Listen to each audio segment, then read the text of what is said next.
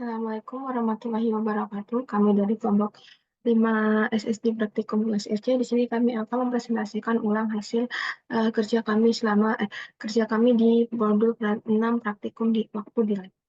Baik, di sini saya akan menjelaskan kode pada urutan ke-1 sampai ke-16. Saya akan share screen terlebih dahulu.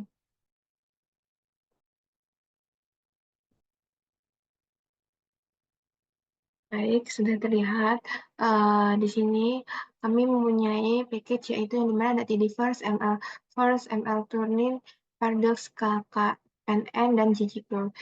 Baik, kita akan run terlebih dahulu.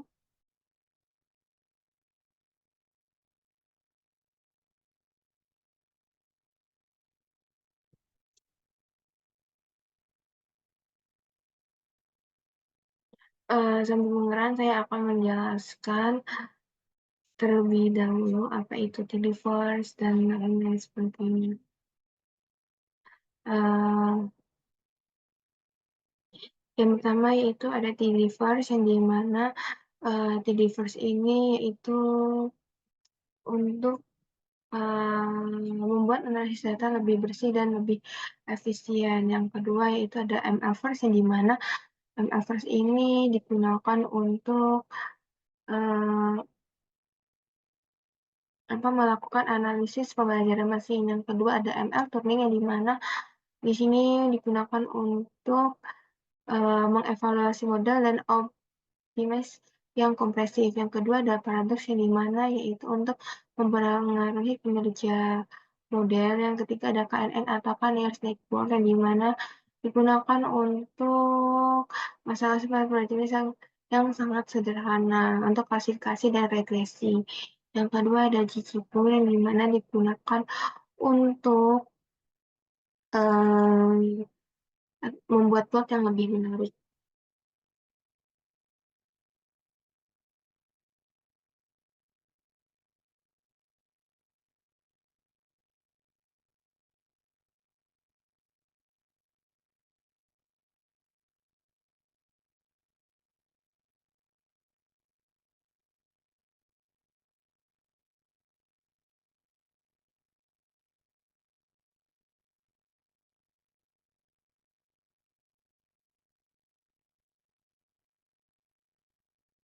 Oke, di sini saya sudah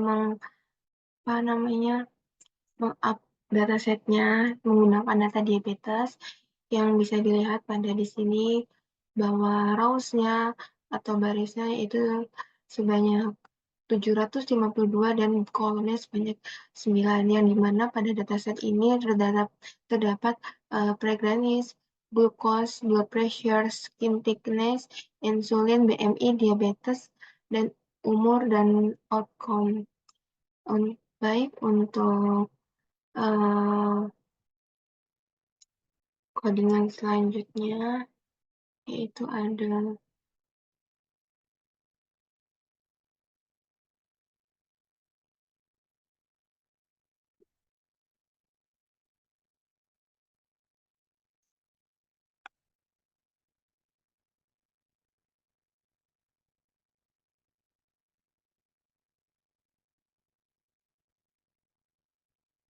baik kita run terlebih dahulu.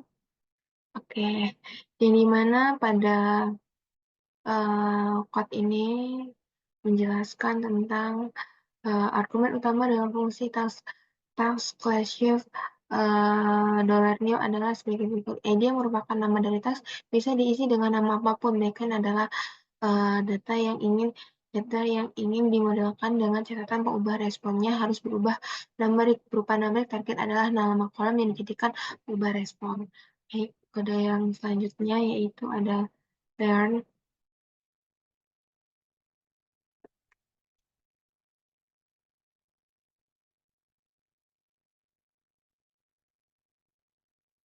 Sekitaran ternyata error.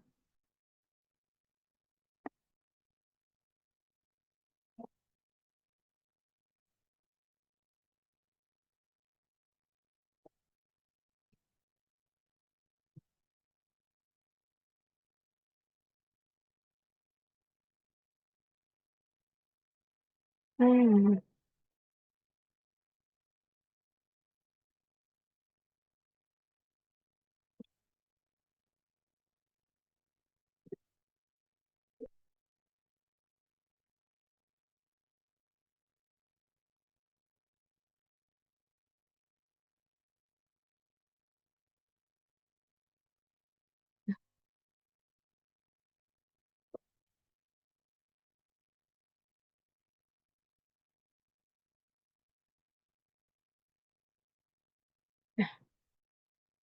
Baik, di sini sudah muncul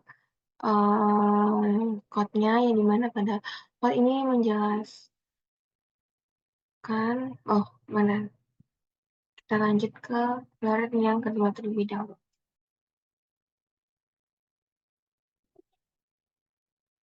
Nah, ini untuk floret yang kedua. Nah, yang dimana ini menjelaskan tentang berdasarkan output itu argumen-argumen yang bisa digunakan dalam klasifikasi log underscore dan klasifikasi LDA ada di kolom selanjutnya. Kolom kelas menunjukkan tipe data argumen tersebut. Kolom lower, upper, dan level merupakan isi atau nilai argumen dari tersebut. Informasi ini bisa digunakan untuk melakukan tunning atau hypermeta. Baik, untuk code yang selanjutnya.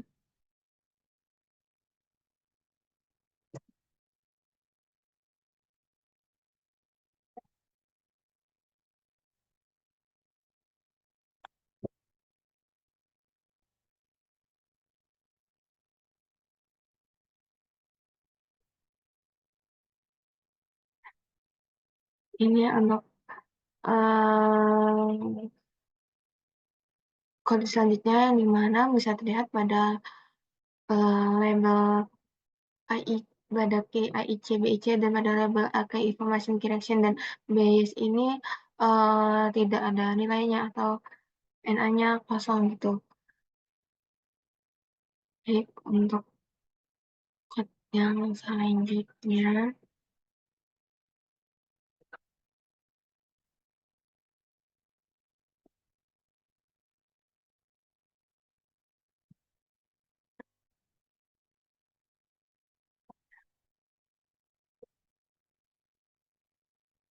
Bisa dilihat pada klasifikasi ACC dan ini prediksinya itu respon, dan pada klasifikasi AUC CR2 itu top yang ketiga, yang selanjutnya ada klasifikasi BACC itu respon.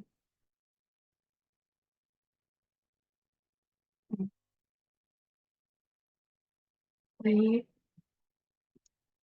untuk code selanjutnya as data label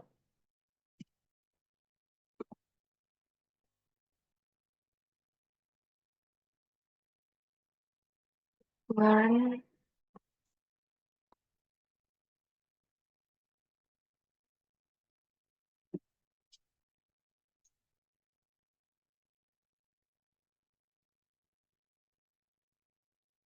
masif.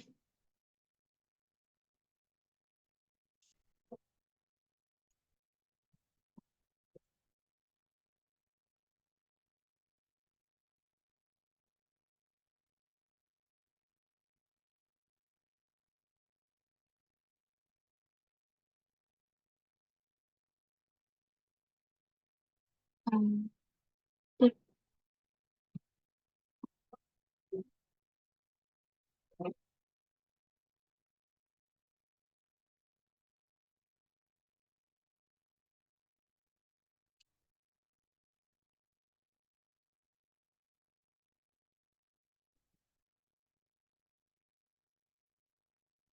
performance.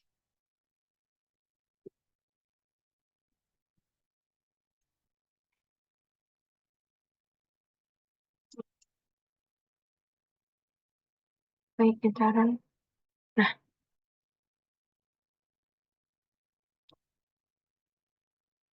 Menurut Wikipedia, getaran adalah gerak yang terjadi secara bola-balik.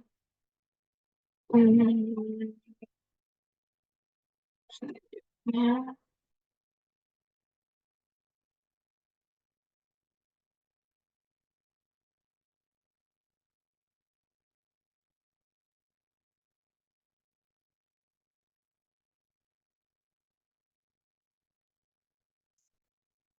dan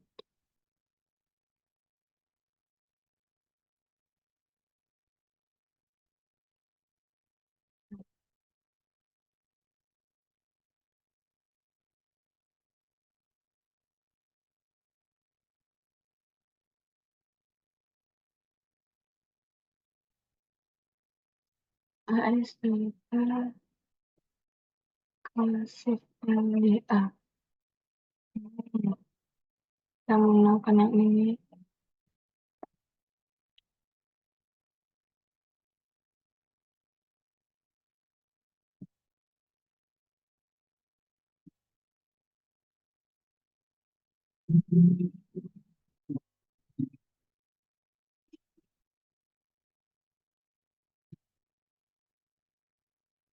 Di Cikarang,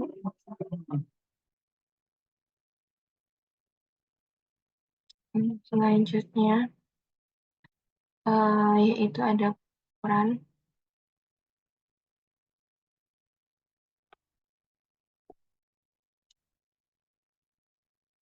yang dimana yaitu merupakan packaging using RSM Fallout untuk regresi logistik.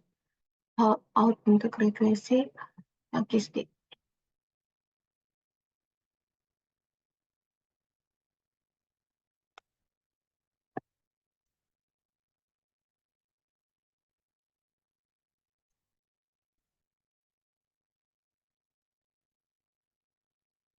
Hmm,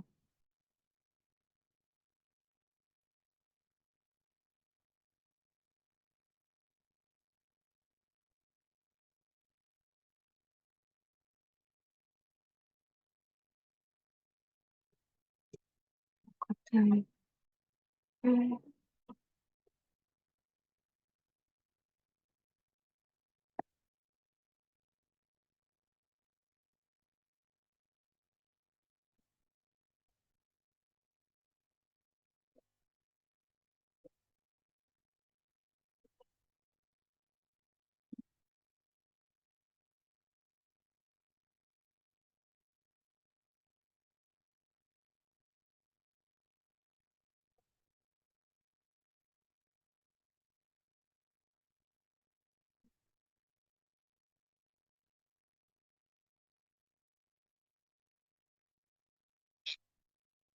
ini kenapa bongkar?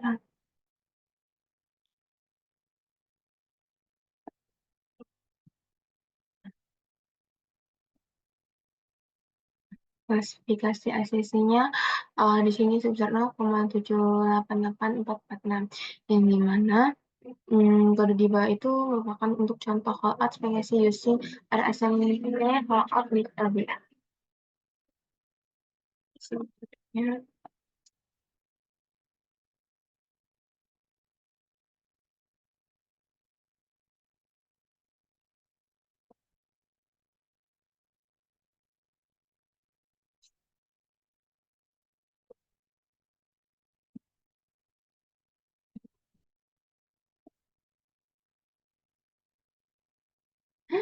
hmm,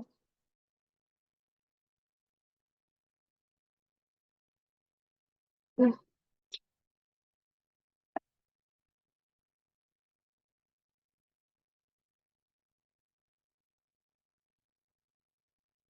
ini apa sih?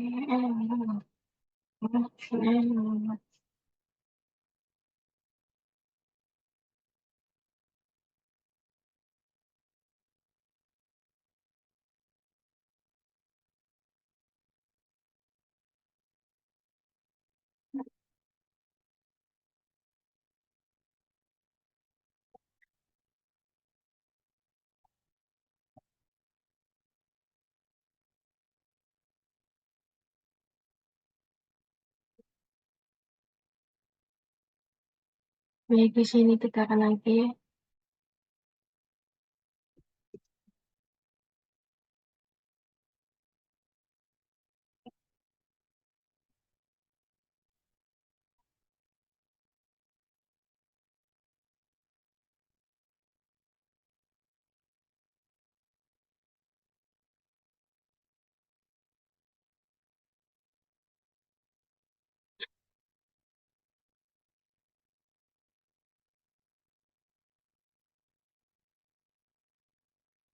Ya, untuk penjelasannya yaitu ada benchmark tutup kurung fungsi juga menggunakan resample fungsi untuk mengestimasi performa berdasarkan strategi resamplingnya.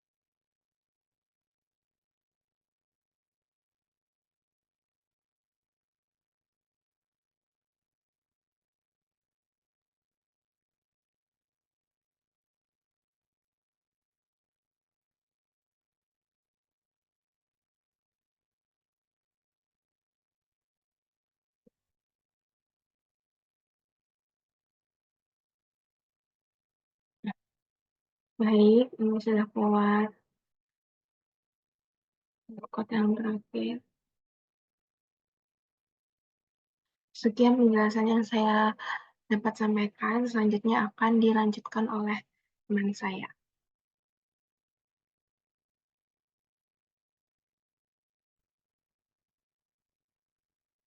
Oke, semuanya.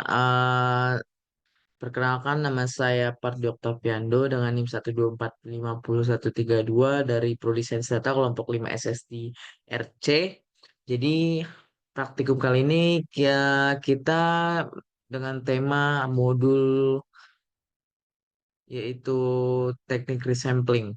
Nah, di sini saya akan menjelaskan dan melanjutkan kode nomor 16 sampai 32. Kode ini yang sudah saya praktikkan di praktikum pada kemarin hari. Ini dia, kode yang nomor 16. Kita running saja, tidak menghasilkan output apa-apa, tapi menghasilkan ini semua, seharusnya di atas. Jadi pada sel ini kita membuat benchmark dengan model tambahan.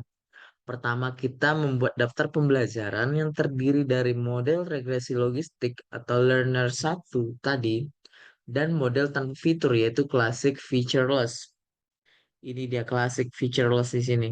Ini model tanpa fitur. Selanjutnya kita membuat desain benchmark dengan menggunakan tugas yang diberikan bernama task diabetes.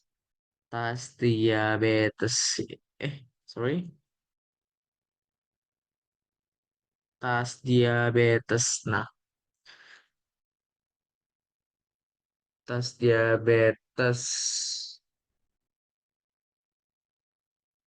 Selanjutnya kita task diabetes ya. Nah, daftar pembelajaran yang telah dibuat dan objek resampling yang telah ditentukan sebelumnya adalah resampling. Terakhir, objek benchmark dibuat menggunakan desain yang telah dibuat. Oke, selanjutnya adalah kita melanjutkan ke kode nomor 17. Seperti ini kodenya. Set. Nah, kita running saja. Oke, kita running, sudah running. Hmm, sudah running lah ini ya.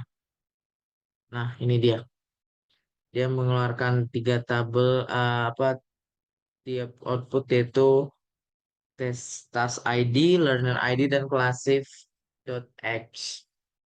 Nah, pada sel kode ini kita melakukan agregasi nilai kerja dari benchmark BMR yang telah kita buat menggunakan metrik akurasi klasifikasi atau klasifikasi ACC. Yang tadi ini dia klasifikasi ACC ini. Klasifikasi ACC ini. Hasil agresi ini kemudian ditampilkan dalam bentuk data frame yang berisi ID tugas, ID pembelajar atau ID learner, dan nilai accuracy. Selanjutnya adalah sel ke-18. Nah, pada kode ini, sel ke-18, kita running saja. Oke, masih sama dengan kode 17. Outputnya seperti ini. Jadi kode ini yang kita buat di pada sel 18 ini bertujuan untuk membuat benchmark dengan model pembelajaran tambahan. Jadi bedanya sel yang 16 ke 18 ini kita menggunakan tambahan. Pertama, kita membuat objek pembelajaran baru yang terdiri dari model learner kedua. Ini dia learner 2, learner 2. Dan model yang tidak memiliki fitur atau classic featureless. Selanjutnya kita membuat desain benchmark dengan menggunakan tugas yang diberikan atau task diabetes tadi. Pembelajaran baru yang telah dibuat dan metode resampling yang telah ditentukan sebelumnya. Selanjutnya adalah kode yang ke-19. Oke, kode yang ke-19. Di sini ada melakukan agresi dulu, kinerja dengan metrik akurasi klasifikasi dan belum menampilkan tas seperti tadi. Nah, jadi sama aja tadi.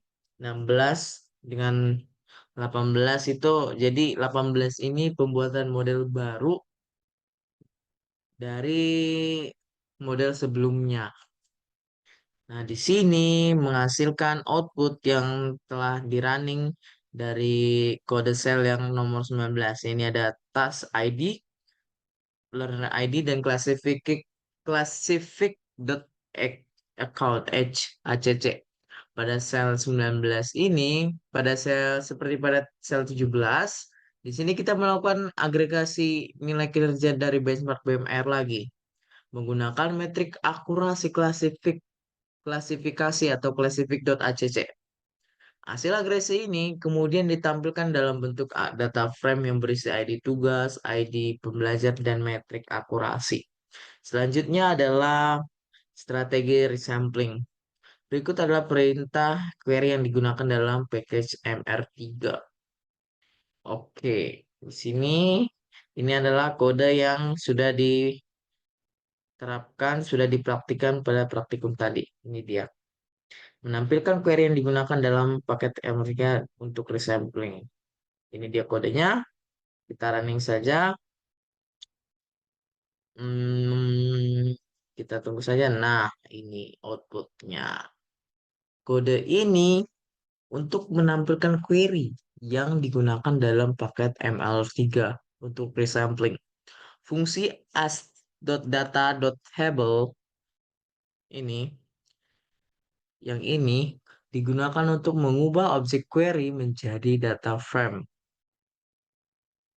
Oke, selanjutnya adalah kode yang ke-20, sel ke-21, yakni adalah seperti ini. Membangun objek resampling menggunakan metode holdout. Resampling sama dengan RSMP, kita buka kurung dengan membuat variabel yang holdout. Yang kedua, eksekusi print resampling. Kita runningkan saja. Ini hasilnya. Jadi pada sel ini kita membuat objek resampling menggunakan metode holdout. Metode ini secara default menggunakan rasio 2/3 data dari data pelatihan dan 1/3-nya sebagai data pengujian. Fungsi print digunakan untuk menampilkan informasi tentang objek resampling tersebut. Oke, selanjutnya adalah kode sel yang ke-22. Di sini adalah mengatur ulang parameter resampling holdout. Oke, kita printkan saja di sini. Kita running kode ini. Oke, sudah running, tidak menghasilkan apa-apa. Jadi, penjelasan dari kode ini, ya ini kode ini mengatur ulang parameter objek resampling holdout untuk menggunakan rasio 80/20. Tadi kan 2/3 tuh. Kita terulang menjadi 80/20. Ini berarti 80% data yang digunakan untuk pelatihan dan 20% data untuk pengujian. Oke, selanjutnya adalah kode sel yang ke-23. Mengatur ulang parameter sampling lanjutan dengan rasio 50-50. Holdout Holdout hanya mengestimasi performa dengan menggunakan single set atau satu set untuk mendapatkan estimasi kerja yang lebih handal dan memanfaatkan semua data yang tersedia. Kita dapat menggunakan strategi resampling lainnya, misalkan 10 fold cross validation. Kita runningkan saja, oke, tidak menghasilkan output. Jadi kenapa tidak menghasilkan output? Karena kode ini mengatur ulang juga parameter objek resampling holdout sehingga menggunakan rasio 50-50. Tadi kan 5-80-20 ya. Jadi kita atur lagi rasionya menjadi 0,5 atau 50% gitu. 50% data digunakan untuk pelatihan dan 50% data untuk pengujian. Oke, selanjutnya adalah sel ke-24 menggunakan object resampling cross validation. Oke, kita buatkan saja kodenya. Kita running. Yes. Sama. Ini membangun objek resampling. Jadi kodenya running tidak menghasilkan output. Jadi objek resampling ini dibangun menggunakan metode 10 fold cross validation. Ini berarti data akan dibagi menjadi 10 bagian bersama sama besar. 10-10. 10 bagian sama besar berarti 20% sekitar segitulah. Dan pelatihan serta pengujian akan dilakukan sebanyak 10 kali dengan setiap bagian sebagai data pengujian satu per satu. Oke, saya akan melanjutkan pada sel yang ke-25 yaitu dengan tema extension. Extension, oke, dengan sel yang ke-25 yang sudah dipraktikkan di praktikum kemarin adalah seperti ini kodenya. Kita running saja. Ini adalah instansi objek resampling holdout. Oke, running tidak.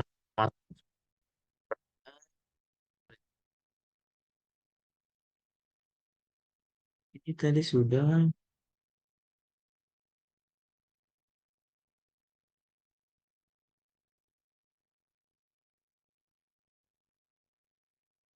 Tadi mohon maaf ada sedikit kendala. Selanjutnya adalah extension. Kode sel yang ke-25. Kita pas kita lakukan saja ini. Nah, di sini adalah instansi objek reserve callout untuk tugas yang diberikan. Nah, untuk kode sel pada bagian ini kita melakukan instansi objek sampling. Kita running saja terlebih dahulu. Seperti ini hasilnya. Jadi kode ini melakukan instansiasi objek resampling holdout untuk tugas yang diberikan yaitu task diabetes. Objek resampling dibangun sebelumnya dengan rasio 80-20 untuk pembagian data pelatihan dan pengujian. Selanjutnya, fungsi instantiation ini digunakan untuk menginisiasi objek resampling dengan tugas yang diberikan. Variabel train underscore IDS dan test underscore IDS berisi indeks data yang akan digunakan untuk pelatihan dan pengujian. Oke, selanjutnya adalah ke-26. Seperti ini kodenya. Menampilkan struktur dari objek data train IDS. Seperti ini. Oke. Ini adalah kode untuk menampilkan struktur dari objek data train IDS yang berisi indeks data yang akan digunakan untuk pelatihan. Ini indeks data yang akan dilakukan pelatihan. Selanjutnya adalah sel ke-27, yaitu menampilkan data tes IDS. Yang tadi train IDS, yang ini adalah tes IDS. Seperti ini. Kita running saja. Nah, ada perbedaan. Data dari 1 sampai 602 ini data dari 1 sampai 150. Jadi pada sel ini menampilkan struktur dari objek data tes IDS yang berisi data yang akan digunakan untuk pengujian. Selanjutnya adalah kode ke-28, eksekusi. Eksekusi resampling dengan cross validation. Oke, kita ini aja. Kita runningkan saja. Nah, keluar ini. Jadi kode ini kita saja untuk memastikan. Oke. Kode ini membangun objek resampling menggunakan 4 cross validation. Setelah itu resampling dilakukan pada tugas dan pembelajar yang diberikan dengan menggunakan fungsi resample. Selanjutnya kita akan melanjutkan kode yang 29 menampilkan informasi resampling. Seperti ini kodenya. Kode ke-29. Nah, ini dia hasilnya. Data table, the sample result for the sampling iteration. Pada sel ini kita mencetak informasi hasil sampling yang disimpan dalam objek RR. Ini dapat mencakup detail seperti iterasi resampling, nilai-nilai kerja, dan lainnya, tergantung pada jenis resampling yang digunakan. Oke, selanjutnya adalah kode yang sel ke-30. Kode sel 30 ini mengubah objek resampling jadi data frame. Seperti ini, kita runningkan saja. Oke, nah ini dia. Seperti ini. Precision to sampling iteration. Karena 4 for cross validation, maka 4 kali iterasi. Ini mengubah objek resampling RR menjadi data frame agar lebih mudah dianalisis dan diolah dalam format table begitu. Oke, ini kode yang ke-30. Selanjutnya adalah kode yang ke-31. Menghitung akurasi klasifikasi untuk setiap iterasi. Kode sel yang ke-31 seperti ini. Kita runningkan saja. Nah, ini dia ada iterasi 4 for cross validation, 4 kali iterasi dengan nilai seperti ini. Nah, kode ini menghitung akurasi klasifikasi untuk setiap iterasi resampling menggunakan metrik akurasi klasifikasi atau klasifikasi ECC. Hasilnya ditampilkan dalam bentuk data frame yang berisi iterasi dan nilai akurasi dari klasifikasi tersebut. Dan yang terakhir, kode untuk saya yang terakhir adalah sel yang ke-32, yaitu agregasi nilai akurasi klasifikasi. Oke, kita running saja. Nah, belum. Kita tunggu saja. Nah, ini dia nilai klasifikasi ya, ACC-nya. Jadi, kode ini melakukan agregasi nilai akurasi klasifikasi menggunakan metrik classific.ecc. Hasil agregasi ini bergantung pada jenis resampling yang digunakan dan dapat mencakup nilai rata-rata, median, atau lainnya. Dengan penjelasan ini, diharapkan eh, dengan penjelasan kode ini, diharapkan saya eh, dapat memahami praktikum pada kali ini dengan metode resampling. Oke, sekian daripada saya. Sekian dan terima kasih. Dadah.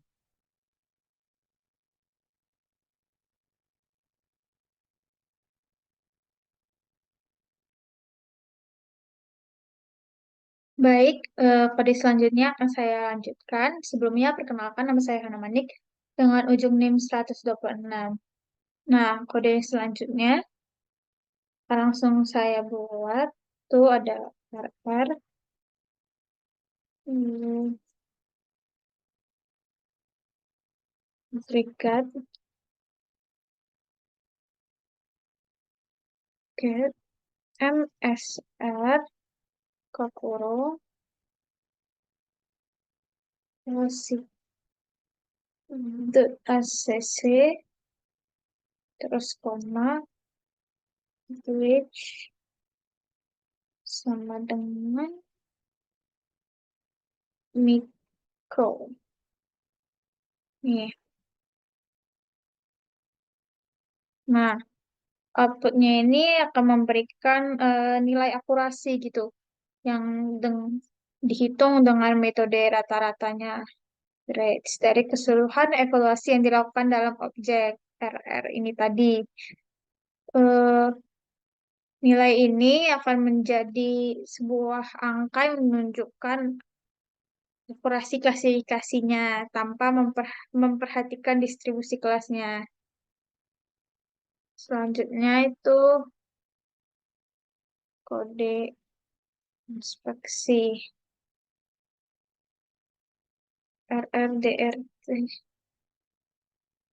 DT sama dengan s.data.table table ter RRDT.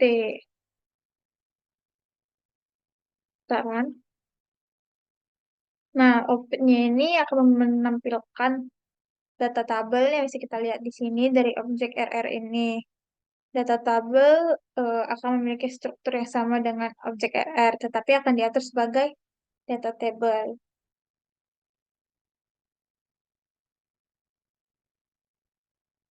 Selanjutnya,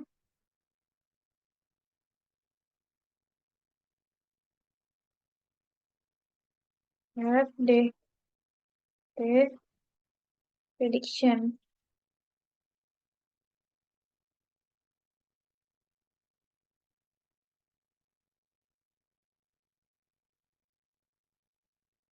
Ini ada prediksi, akan menampilkan tabel yang berisi prediksi yang dibuat oleh model tersebut untuk setiap observasi dalam data evaluasi. Hmm. Hmm. Terus kode yang selanjutnya,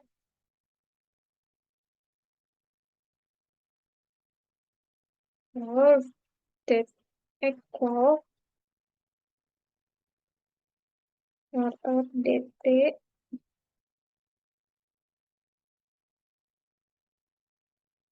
prediction, sama RR prediction. Ini perbandingan.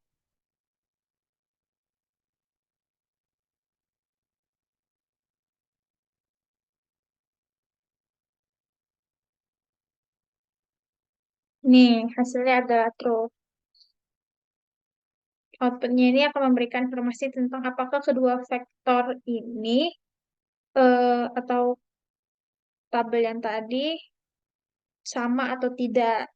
Di sini kan menghasilkan true, maka eh, di sini menunjukkan bahwa tidak ada perbedaan antara kedua kolom tersebut, antara kolom RRDT dengan prediction dengan RR prediction. Selanjutnya itu kode yang ke 37.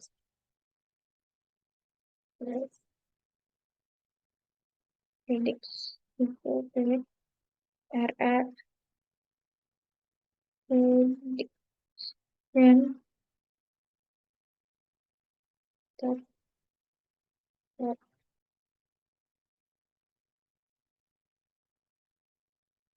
Nih, open ini akan menyimpan hasil prediksi dari objek RR tadi ke dalam variabel pred ini. Kemudian dapat menggunakan variabel pred untuk menganalisis lebih lanjut mengenai evaluasi performa modelnya atau visualisasinya. Untuk yang selanjutnya, pred for MSR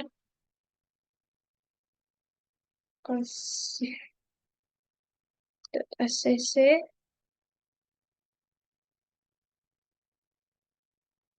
Nah, maksudnya di sini menghitung nilai matrik evaluasi classif.acc ini menggunakan hasil prediksi yang disimpan dalam objek pred tadi. Nilai akurasi klasifikasinya adalah 0,7659574. Semakin tinggi nilai akurasinya ini, semakin baik performa model dalam melakukan prediksi kelasnya nanti. Oke, selanjutnya kita akan membuat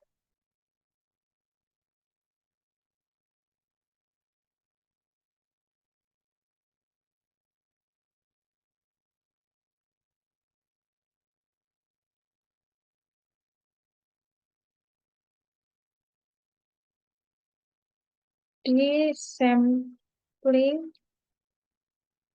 with stratification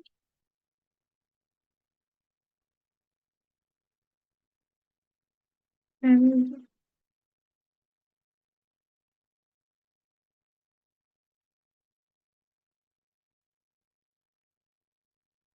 grouping.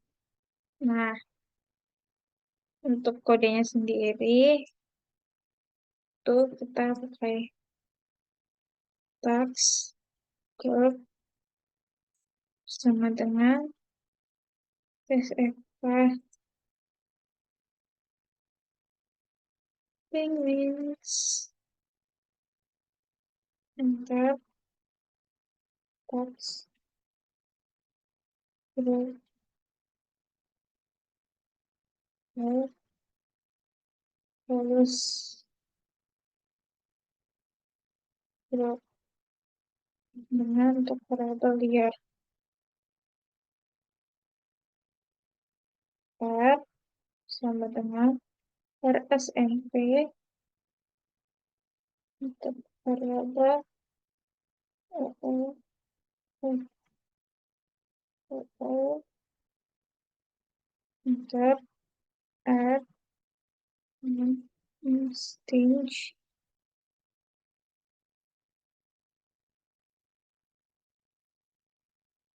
tax curve. Oke, nih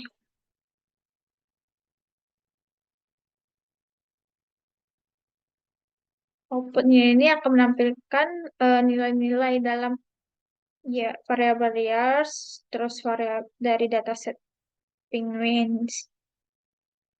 Ini akan membantu melihat seberapa imbang antar buat eh, variabel liarnya. Hmm. Ini kita akan memperlihatkan tabel tax. Oke, data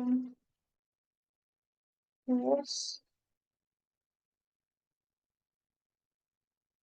ya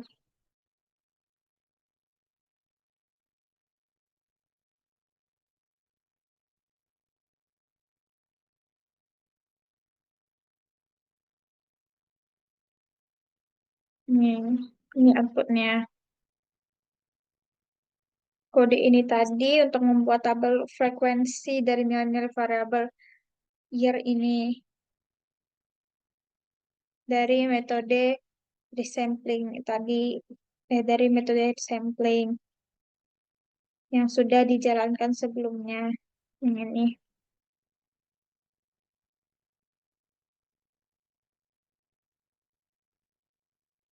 kode selanjutnya masih hampir sama dengan kode yang sebelumnya.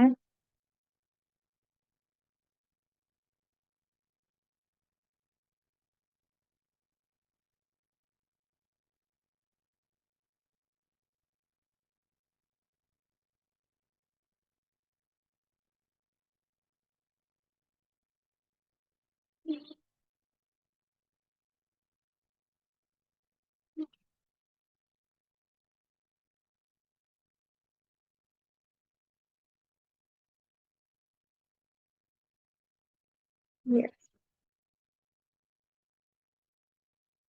Nah, kode ini masih mirip sebenarnya dengan kode yang sebelumnya tadi. Namun, kali ini kita membuatnya eh, dengan variabel year dengan iterasi dari iterasi kedua metode pengetesan ulang tadi yaitu sampling metodenya. Berikutnya,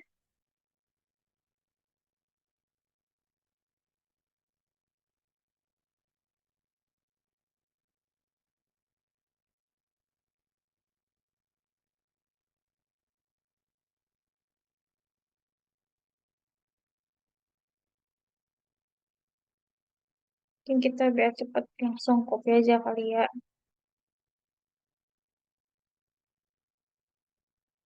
Nah, tapi ini tuh diganti dua. Tadang. Nah, kode ini sama sebelumnya untuk membuat tabel frekuensi tahun dari variabel tahun dalam subset data itu pada iterasi kedua.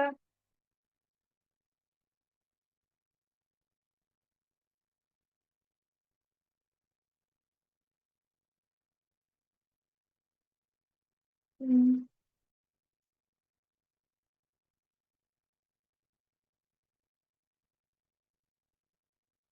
itu sama kita copy aja.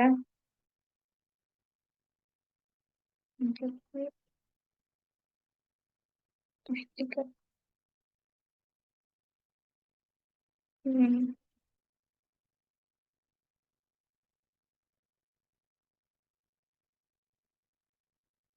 Ini masih sama juga dengan itu yang tadi apa namanya? Kode yang tadi yang sebelumnya menampilkan eh, tabel frekuensi dari nilai-nilai variabel year ini dalam subset data pengujian dari iterasi ketiga yang telah dijalankan sebelumnya tadi. Selanjutnya,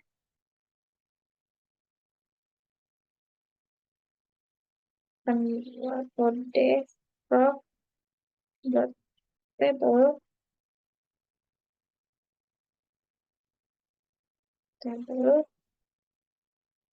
box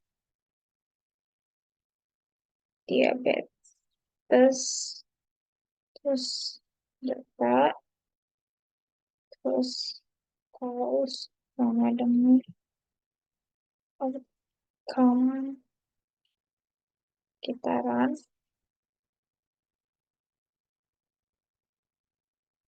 Nah, tabel ini output ini menghasilkan tabel eh, proporsi dari nilai-nilai variabel outcome dalam dataset yang sudah kita lihat tadi. Ini akan memberikan eh, seberapa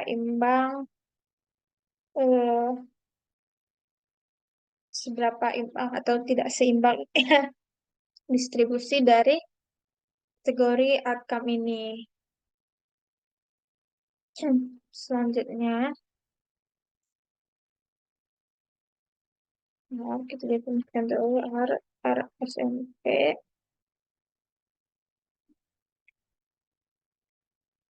wifi sama X 3 R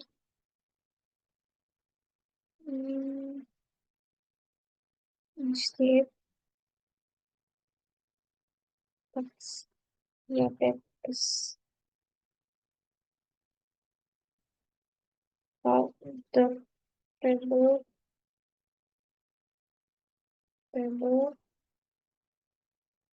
X diabetes data terus rows sama dengan R is untuk terus pertama terus Terus outcome. Oh, nih,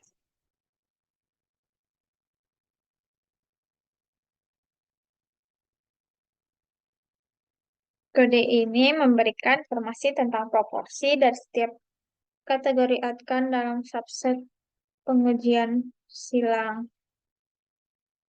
Untuk iterasi utama, validasi silangnya memberikan gambaran tentang proporsi dari setiap kategori dalam konteks evaluasi model menggunakan cross validation.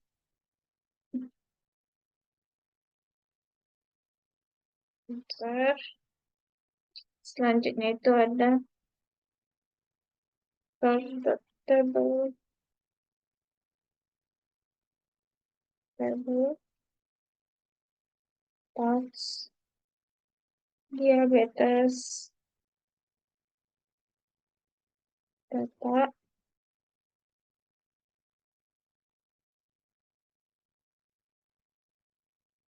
terus R, test set, 2, sama untuk columns outcome.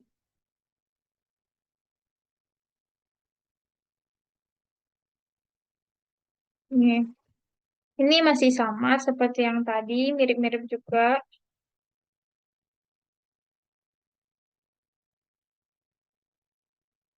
Memberikan informasi proporsi dari setiap kategori outcome ini dalam iterasi kedua.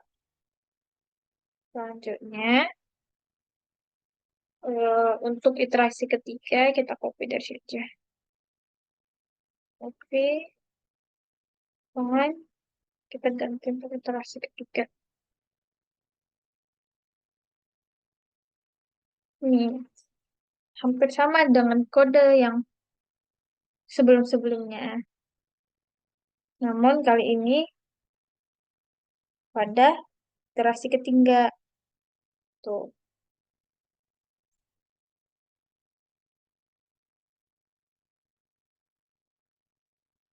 Selanjutnya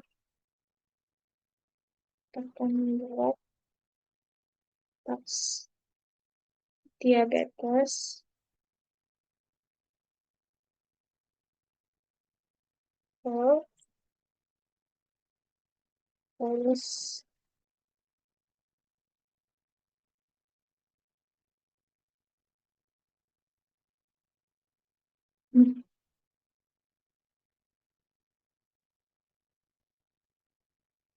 outcome ter R sama dengan RSMP BP, koma, quotes 3 R instead tax diabetes.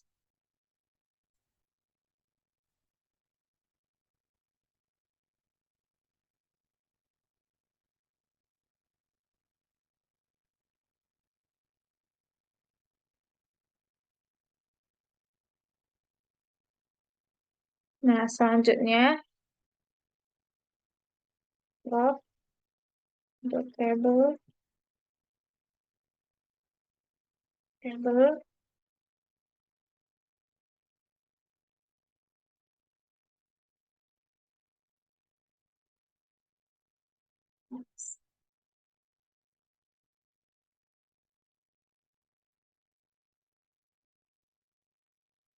diabetes,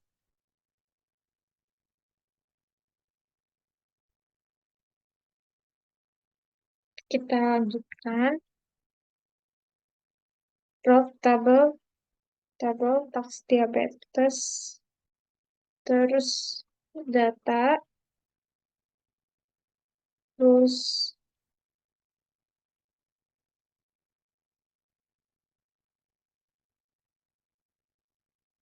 tes set. Untuk tes set 1, puts outcome check run. Nih,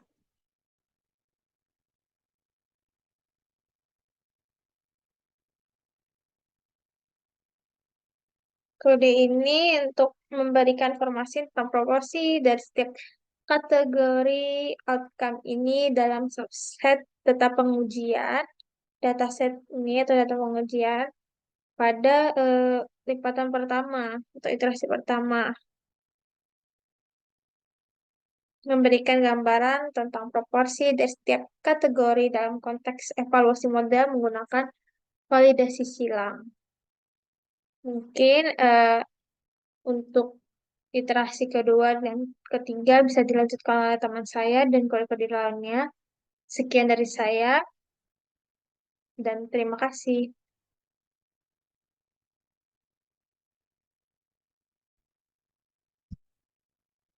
Assalamualaikum warahmatullahi wabarakatuh. Perkenalkan, nama saya Gimnastiar Farizmi dengan NIM 122450096. Di sini saya kelompok 5 SSDRC akan melakukan coding ulang untuk praktikum modul 6 SSD ya. Jadi sebelumnya teman saya sudah melakukan penjelasan tentang stratifikasi and grouping ya. Di sini jadi stratifikasi and grouping ini dia melakukan resampling menggunakan cross validation CV dengan lipatan 3, yang mana setelah distratifikasi nanti ya dia akan menghasilkan nilai dari masing-masing folds-nya itu konsisten ya. Nah, dari variabel outcome ya di sini. Nah, di sini kan awalnya tidak konsisten ya. Tapi setelah menggunakan stratum, dia memberikan hasil yang konsisten. Ya, itu secara singkat dari eh, stratification and grouping. Di sini ada plotting resampling yang dimana di modul ini di skip ya di modulnya, tapi secara singkat dia hanya memvisualisasikan hasil dari resampling data yang sudah kita resampling gitu ya. Nah, kita langsung aja skip ke bagian kita. Di sini menggunakan yang akan dijelaskan adalah erosi analisis atau confusion matrix, di mana penjelasannya analisis erosi receiver operating karakteristik itu banyak digunakan untuk mengevaluasi pengklasifikasi biner ya. Meskipun bisa mengklasifikasikan multi kelas gitu, tapi di sini praktikumnya hanya untuk klasifikasi biner yang lebih mudah. Nah, besarannya apa saja dalam confusion matrix yang flash discrete ini? Itu pertama ada true positif TP, yaitu berarti contoh yang benar-benar positif dan diklasifikasikan dengan benar sebagai positif. Kemudian true negatif itu contoh atau nilai data aktual yang benar-benar negatif dan diklasifikasikan dengan benar juga negatif. Eh, Sebaliknya, positif palsu FP itu dia contoh yang negatif tapi salah diklasifikasikan sebagai positif. Dan negatif palsu, contoh yang sebenarnya positif tapi salah diklasifikasikan sebagai negatif. Di sini kita akan melakukan codingannya dari confusion matrixnya ya. Pertama kita bagi-bagi datanya dulu menggunakan partition ya. Di sini menggunakan task gaya bits data setnya, rasionya adalah 0,8, kemudian menggunakan learner 1, terus di learner 1 ini ada train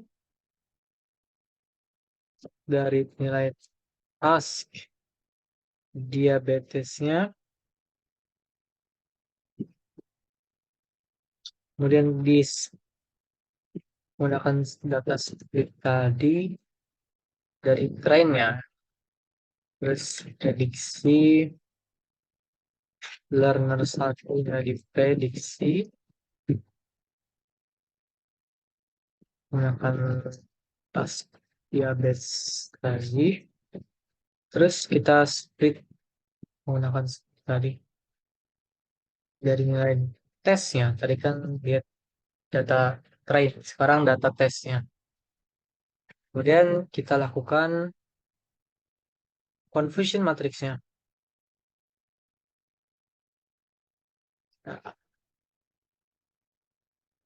Ya. Nah, ini kita dapat hasil dari nilainya.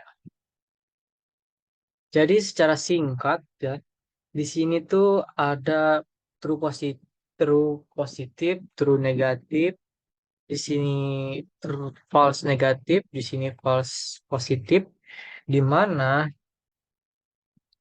di sini menyatakan 26 datanya adalah dikategorikan sebagai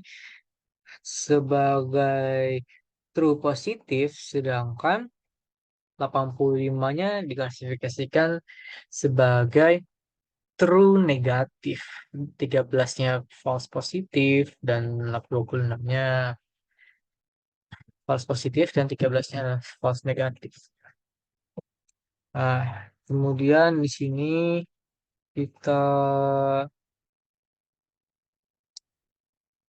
eh, sepertinya datanya itu sudah ini ya,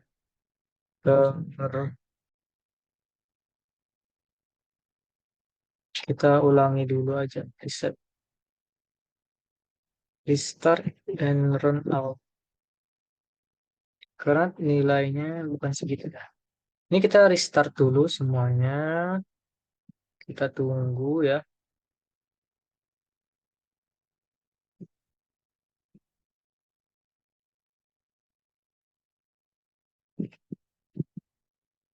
Nilainya berubah kan. Ya, intinya gitu ya. Jadi nilai yang tadi itu kurang benar. eh Selanjutnya di sini kita lakukan prediksi.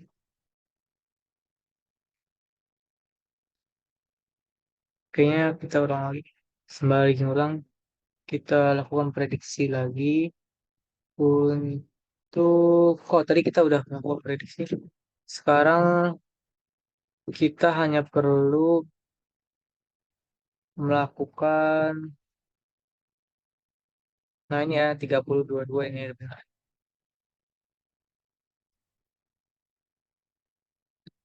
Menggunakan MLR3 measures ya, di mana measures ini menggunakan confusion matrixnya, data truth-nya itu menggunakan nilai prediksi sebelumnya, kita ambil nilai truth-nya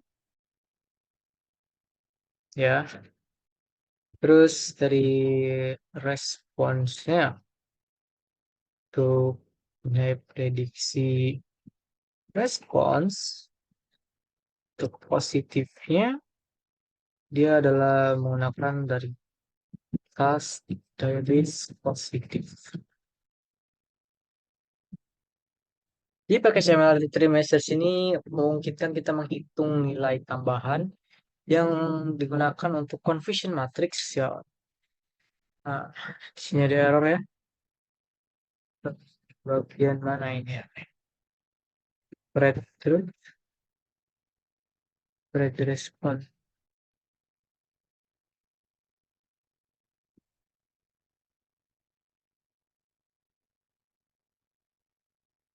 Sebentar ya, ada yang sini.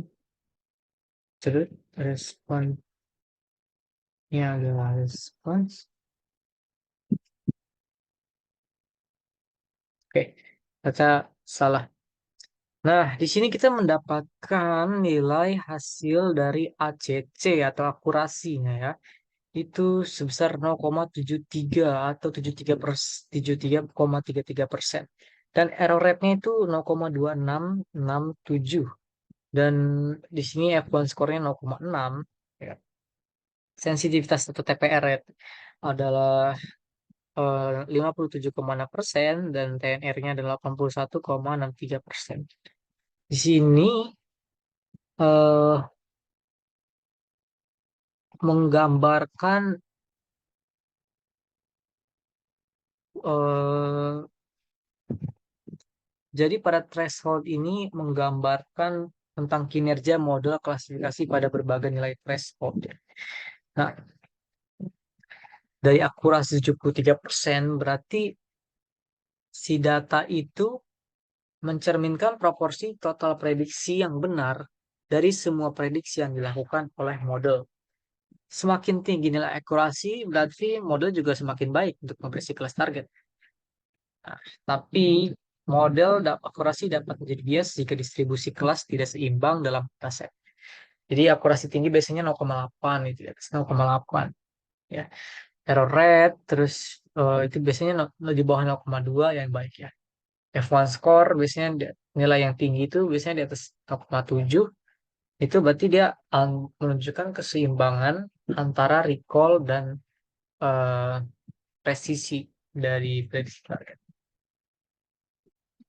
Turun positif, turun negatif itu mencerminkan pengukuran seberapa baik model itu di eh, berkinerja mengidentifikasi kasus negatif maupun positif. Nah, selanjutnya kita ubah thresholdnya. Kita gunakan di sini thresholdnya adalah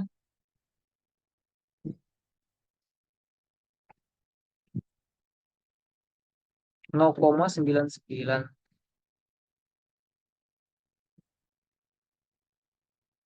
di mana ML3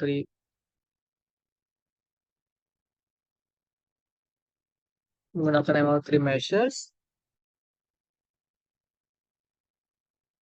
lakukan confusion matrix lagi seperti sebelumnya ya.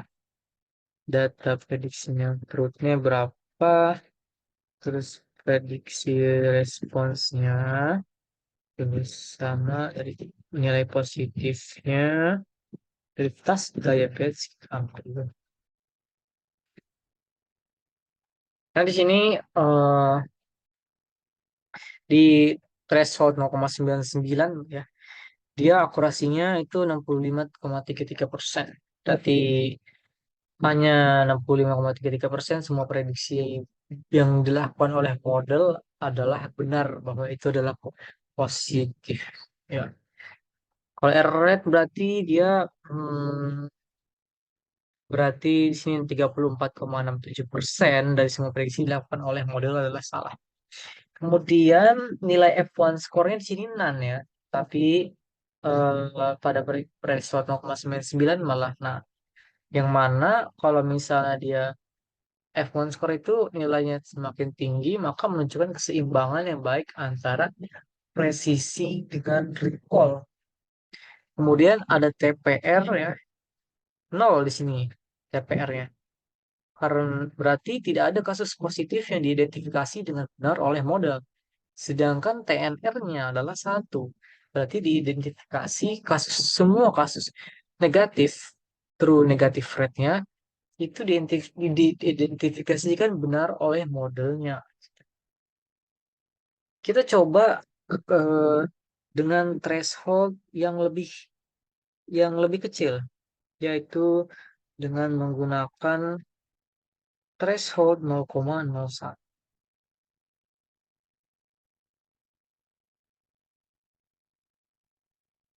Mantap dari ini confusion matrix, prediksi truth, terus prediksi dari responsnya, terus kita ambil nilai positif di tas diabetesnya.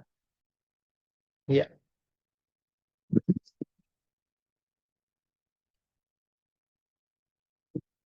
oke, jalanin ya.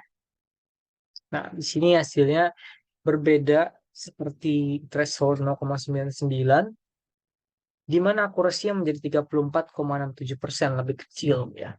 Dan errornya lebih besar, 65,33%. Begitu pula dengan TNR-nya yang tadinya dia mengidentifikasi negatifnya semua teridentifikasi, di sini malah yang true positifnya satu, semua yang positifnya diidentifikasi, positif salahnya itu diidentifikasi semua. F1 skornya pun muncul 51,49%. Apa artinya di sini? Jadi nilai threshold yang 99% itu model cenderung memprediksi semua data sebagai kelas mayoritas. Dalam konteks ini tadi adalah kontrol dan ini ya, case. Kemudian karena threshold yang tinggi itu menyebabkan model lebih konservatif dalam mengklasifikasikan data. Hal ini dapat menyebabkan akurasi yang tinggi, eh, terutama jika data memiliki ketidakseimbangan yang signifikan antara kelas mayoritas dan minoritas. Jadi 99% itu lebih milih mayoritasnya gitu. Sedangkan untuk menggunakan threshold 1%, model tuh cenderung lebih agresif dalam memprediksi data sebagai kelas minoritas. Dalam konteks ini yaitu case ya, minoritasnya. Tadi mayoritasnya adalah eh, kontrol dan case itu adalah minoritas, di mana menyebabkan peningkatan dalam identifikasi kasus positif, tetapi juga bisa menghasilkan lebih banyak false positif karena model lebih mungkin untuk membuat prediksi positif, termasuk pada data yang sebenarnya merupakan kelas mayoritas, tapi dia malah diidentifikasi sebagai kelas minoritas. Akibatnya akurasi menjadi lebih rendah, makanya di sini 34% doang. Eh, Pengaruh threshold ini penting ya, karena dapat mengubah trade-off antara false positif dan false negatif. Kita itu udah selesai. No? Dek, Dek. Kita lanjut ke erosi curve.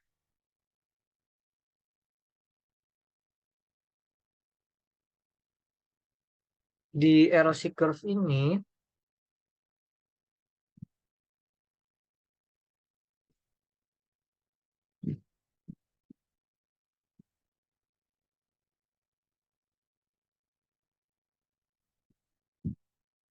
oke, sebentar.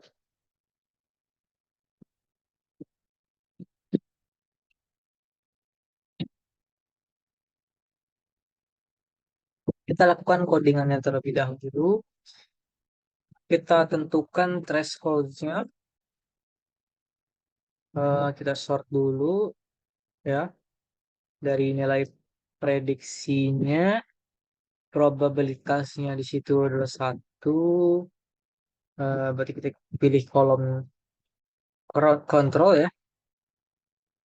Rock false itu dari data table kita lakukan bind list, kita lakukan apply dari si threshold sebelumnya dan membuat function di mana di function ini dia nilai dari pred-nya, set thresholdnya T, terus dari data frame-nya kita buat data frame-nya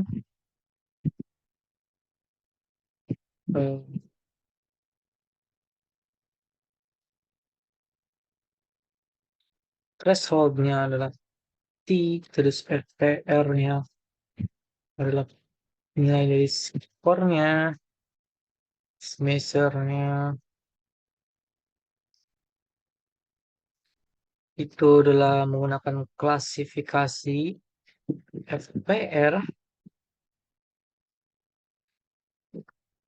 dan untuk TPR-nya kita menggunakan prediksi skor dari MSR untuk menggunakan klasifikasi TPR-nya.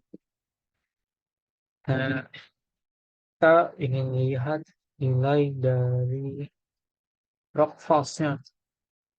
Sepertinya ada error ya. Ada kelebihan.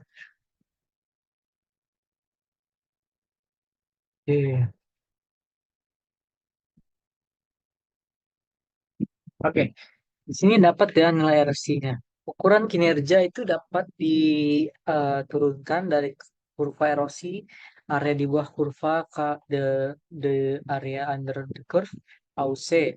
Semakin tinggi nilai AUC, semakin baik kinerjanya. Sedangkan klasifikasi acak menghasilkan AUC sebesar 0,5 AUC. Ini berarti dapat sebagai probabilitas bahwa instance positif lebih baik dipilih secara acak, diberi peringkat lebih tinggi. Di sini, jadi dalam output tersebutnya, ini kan 0,022 gitu. Terus FPR-nya 0,9897, TPR-nya 1 dengan thresholdnya 0,22. Jadi pada threshold 0, atau 2% itu menghasilkan positive rate sebesar 98% dan true positive rate sebesar 1. Berarti pada threshold tersebut hampir semua contoh positif diprediksi dengan benar, TPR-nya 1, sedangkan salah, sedangkan sebagian besar contoh negatif salah diprediksi sebagai positif FPR sebagai 98,97. Artinya model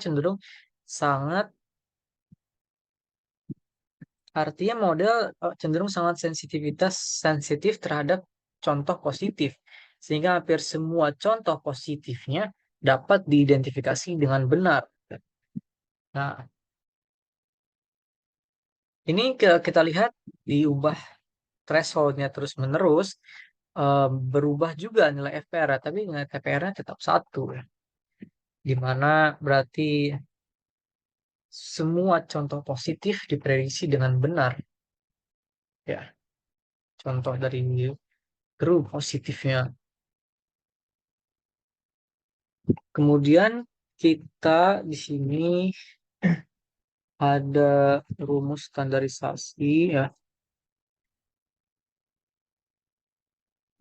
di mana rumus ini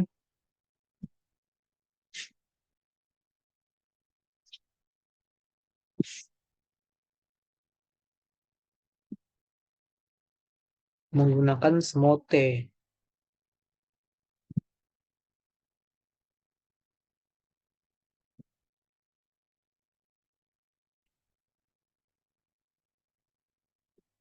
Dengan loop size-nya itu 1. Nah, terus kita standar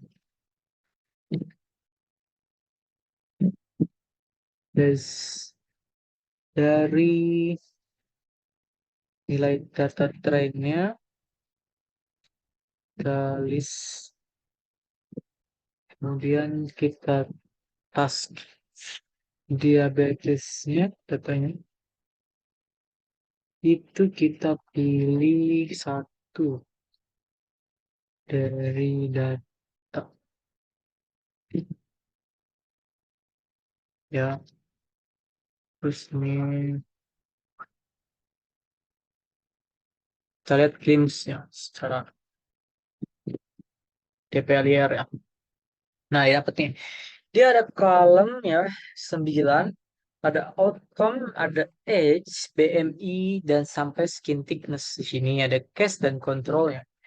Artinya kode tersebut menjalankan teknik resampling pada regresi logistik dan LDA linear discriminant analysis.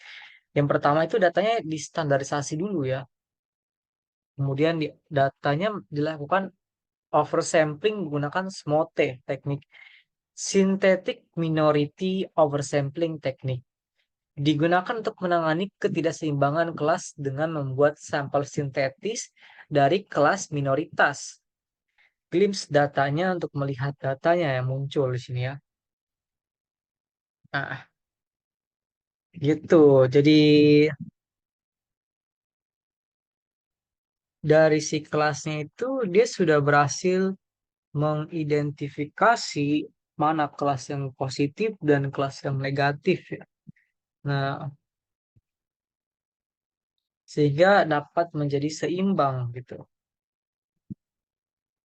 Selanjutnya kita lakukan lagi SMOTE, train datanya, kita list dari task diabetes datanya kita pilih data 1 ya, kita pilih data DPLIR, kita glimpse-nya kita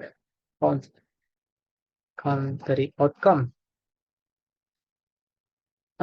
Outcome itu yang variable ya. Nah, di sini dapat hasil outcome-nya itu faktor case sebesar 524. Berarti ya dengan teknik SMOTE terdapat 524 sampel untuk kelas case, kelas positif, dan 490 untuk kelas kontrol, kelas negatif. Yang menunjukkan bahwa sekarang dua kelas memiliki jumlah sampel yang seimbang setelah dilakukan oversampling. Hal ini penting untuk memastikan model yang dilatih tidak memiliki bias terhadap kelas mayoritasnya. Oke, setelah melihat nilai dari datanya yang sudah diklasifikasikan, kita lakukan regresi logistik di sini menggunakan graf learned new standardized ya, anda lihat lagi dari SMOTE dan juga learn dari klasifikasi logistik regression. Nah, kita cek variabel.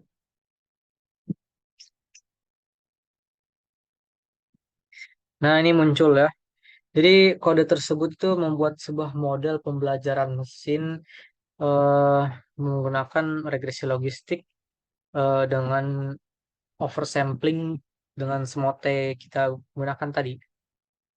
Ya, di sini parameternya di sini ada ya parameter yang digunakan dalam model, skala dan ukuran duplikat dalam SMOTE dan package-nya itu package yang digunakan untuk membuat XML 3 dan lain-lain. Ya.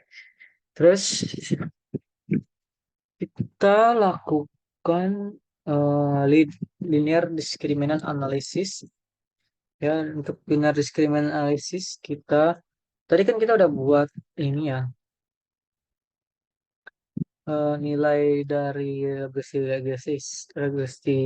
regresi logistik. Sekarang kita gunakan nilai dari LDA modelnya ya, modelnya bukan nilainya. Kita pakai SMOTE kalau LDA ini.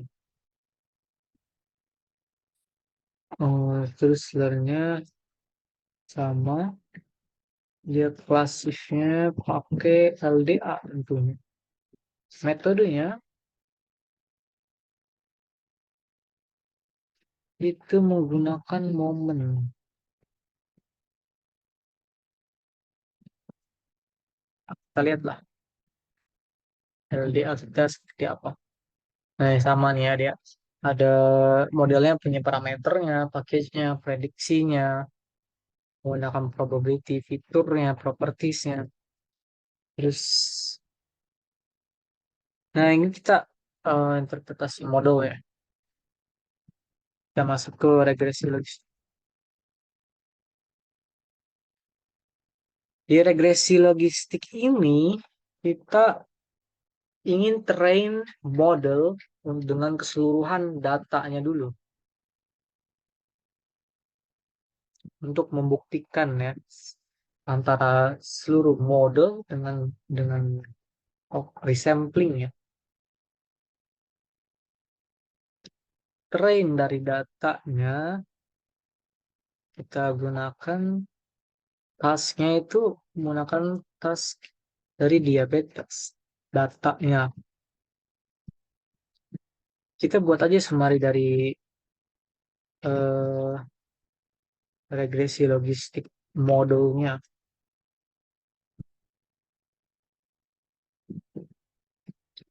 Yang mana kita pengen modelnya itu adalah logistic regression model. Nah, dapat nih kita fungsi hasil output summary-nya panjang. Jadi interpretasi dari model regresi logistik ini tahap evaluasi model yang bertujuan untuk memahami pengaruh dari setiap prediktor terhadap responsnya. Di sini responsnya adalah diabetes tentunya. Pada output regresi logistik terdapat beberapa hal yang perlu dipahami. Di sini ada intercept atau nilai B0-nya gitu konstanta. Nilai koefisiennya di sini ada seperti H, BMI sampai skin thickness. Terusnya estimate-nya itu adalah nilai koefisiennya ya terhadap X-nya yang berpengaruh. Kemudian dari standar errornya, berarti error estimasi koefisien errornya, Z value itu nilai statistik ujinya untuk signifikansi koefisien yang digunakan untuk nilai p value sebelahnya itu. Di sini nilai yang lebih kecil berarti dia menunjukkan adanya pengaruh nih. Ini yang ada bintang-bintang itu menunjukkan adanya pengaruh ya. Berarti nilai H-nya berpengaruh, nilai BMI-nya sangat berpengaruh secara signifikan, bintang ketiga berarti sangat berpengaruh, dan seterusnya. Yang nggak ada pengaruh di sini ada skin thickness ya, tidak berpengaruh terhadap diabetes ya. Kemudian dia kita ubah bentuknya. Selain pakai summary, kita bisa pakai ini, pakai broom juga. Ya, di sini kita pakai broom. Di mana kita ingin menggunakan ID untuk membersihkan datanya model. Nah, kelas objek the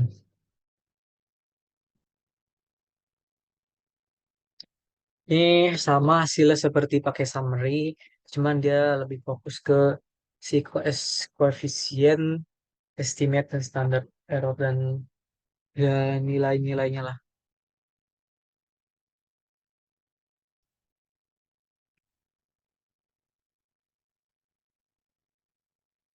Ya sama sih seperti sebelumnya gitu.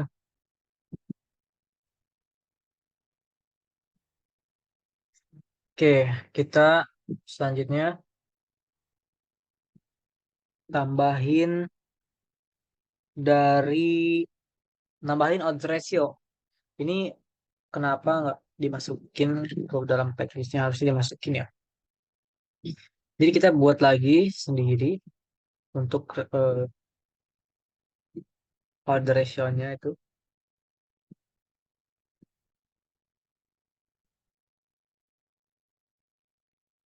Hmm, DPWR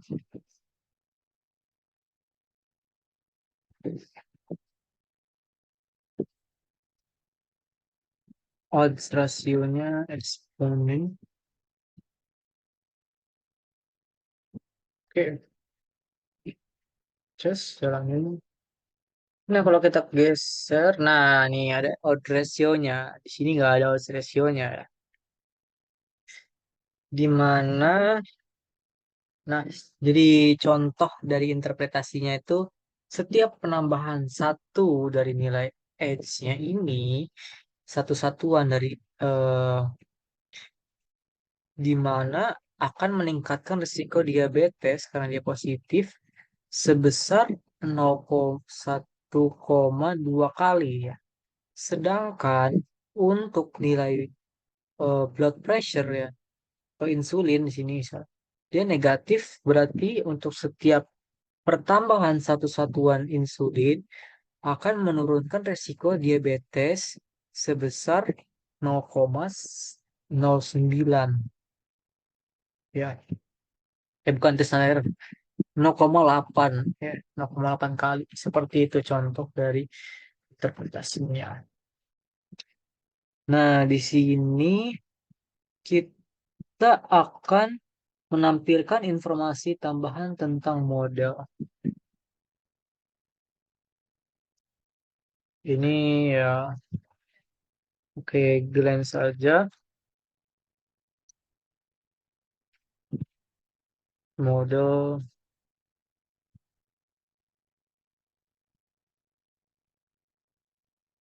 dari glance ya. Ya, ini ya nilai tambahan. Kita skip aja ya ini. Lalu selanjutnya nilai dari LDA. Kita ingin melakukan linear discriminant analysis.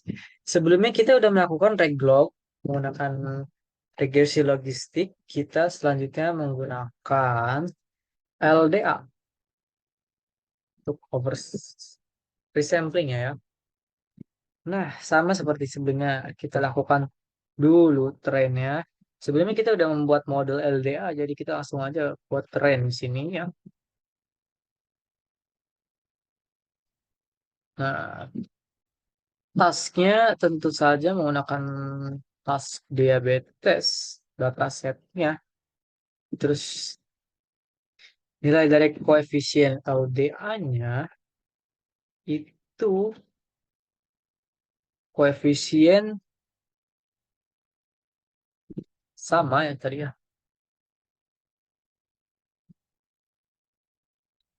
Klasifikasi LDA, modelnya, terus berapa nilai LDA-nya. Kita lihat. Oke, dapat nih. Nilai LDA, linear discriminant analysisnya. Nah, jadi dalam kode tersebut model LDA-nya itu dilatih dengan menggunakan keseluruhan data pada database diabetes gitu ya. Setelah dilatih, koefisien dari model LDA-nya diekstraksi menggunakan fungsi koefisien. Kemudian dari hasil yang diestimasi efeknya, trigger age, BMI, pressure, dan lain-lain, itu terhadap estimasi efek dari setiap variabel prediktor terhadap fungsi diskriminan linearnya gitu dari modelnya yang digunakan dalam model LDA.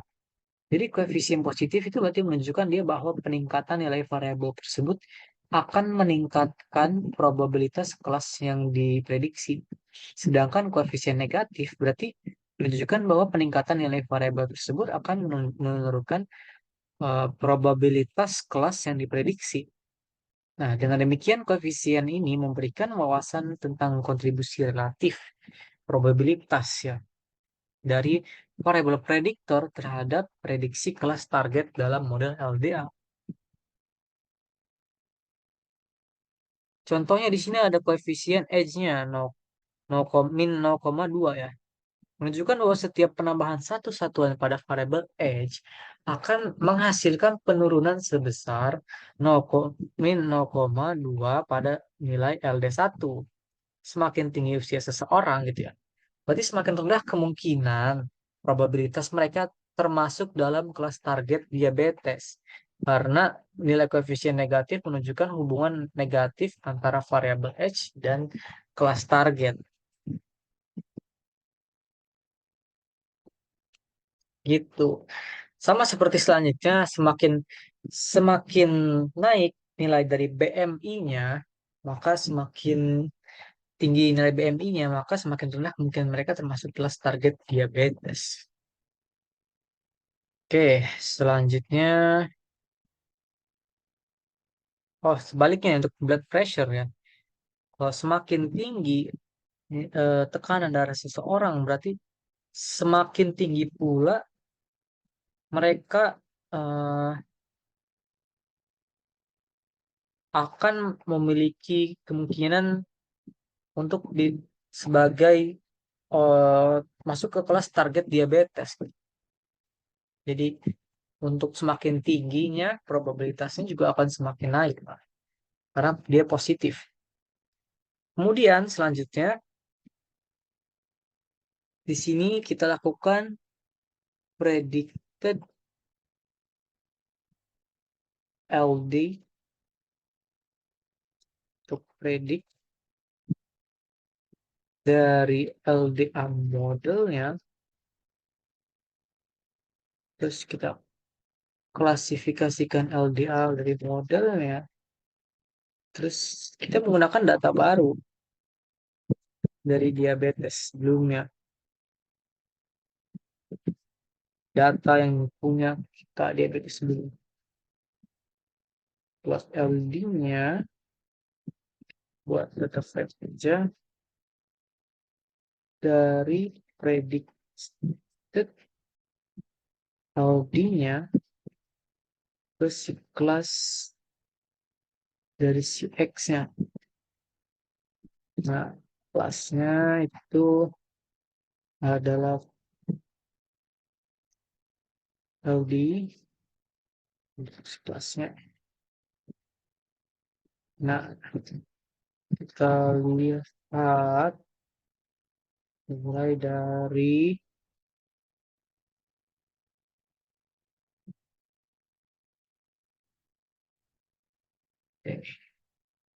jadi dalam kode ini model LDA digunakan untuk melakukan prediksi pada dataset diabetes yang kita impor ya di sini, diabetes CSV. Kemudian diprediksi nilai LD1-nya berapa dengan kelasnya itu adalah case. Hasil prediksi tersebut kemudian disimpan sebuah objek predicted LD1, LD1 dan dari kelas yang merupakan prediksi sebagai kelas LD1, objek plot LD digabungkan dengan prediksi ke dalam sebuah data frame. Jadi glimpse LD-nya itu digunakan untuk melihat. Nah, untuk jadi di kode ini tuh LDA digunakan untuk melakukan prediksi dataset diabetes yang telah dilatih sebelumnya. Fungsi predik digunakan untuk memprediksi data baru ya. Eh,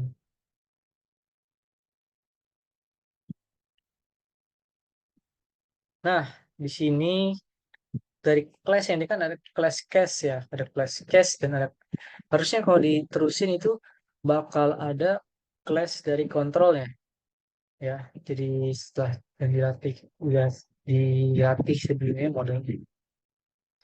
Terakhir ya di sini ada menggunakan plot LD. Kita hitung dari kelasnya. Nah, jadi di sini tuh bisa dilihat bahwa terdapat 752 baris data. Sini ya row-nya juga sama nih. Oh, ternyata kayak kelasnya cuma satu yaitu ada case. ada 752 baris data di mana setiap barisnya memiliki nilai dari oh di sini countnya kelasnya iya kelasnya cuma satu ternyata. Itu ada hanya cache doang. Ada 752 baris eh, yang memiliki nilai LD1 dan klasik prediksi dengan memiliki nilai objek LD. Nah, ini bisa selanjutnya divisualisasi ya, plot visualisasi dari resampling LD-nya. Nah, sekian dari praktikum modul 6 untuk resampling. Kurang lebihnya mohon maaf. Assalamualaikum warahmatullahi wabarakatuh.